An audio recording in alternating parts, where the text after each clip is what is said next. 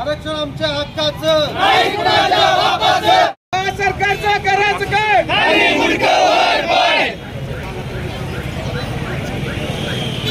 आमचं नातं काय? जय जिजाऊ जय शिवराय, एक मराठा लाख मराठा, जरांगे पाटील तुम आगे बढ़ो, हम तुम्हारे साथ हैं। एक मराठा लाख मराठा, आरक्षणाला विरोध करणाऱ्या भाजप सरकारचं करायचं काय? खाली उंटावर पाय।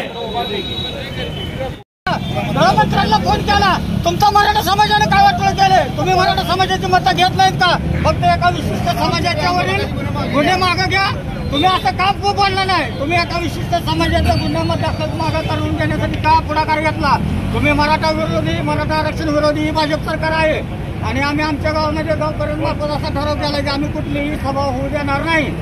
तर रामसातपुते यांना आणि भाजपच्या सर्व पदाधिकाऱ्यांना हात जोडून विनंती आहे, तुम्ही आमच्या मराठा आरक्षणाला तुम्ही पाठिंबा द्यावा.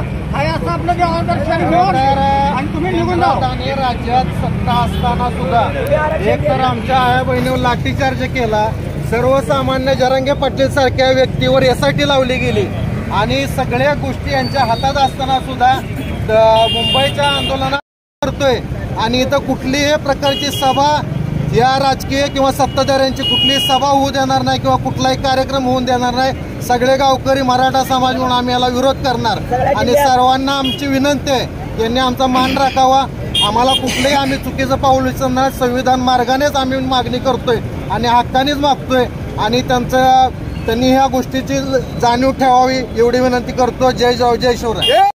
आज सकल मराठा समाज वडवळच्या वतीने विद्यमान असलेले भाजपचे आमदार राम सातपुते हे प्रचाराचा शुभारंभ करण्यासाठी वडवळ येथे येणार होते.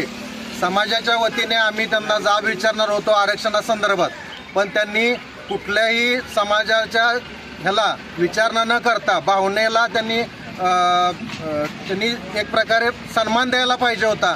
भावना समाजाच्या समजून घ्यायला पाहिजे होत्या, पण कुठल्याही भावनेचा आदर न करता अनादर करून आमदार साहेबांनी इथून पळ काढलेला आहे, इथं आलेलं नाहीत. त्याबद्दल आम्ही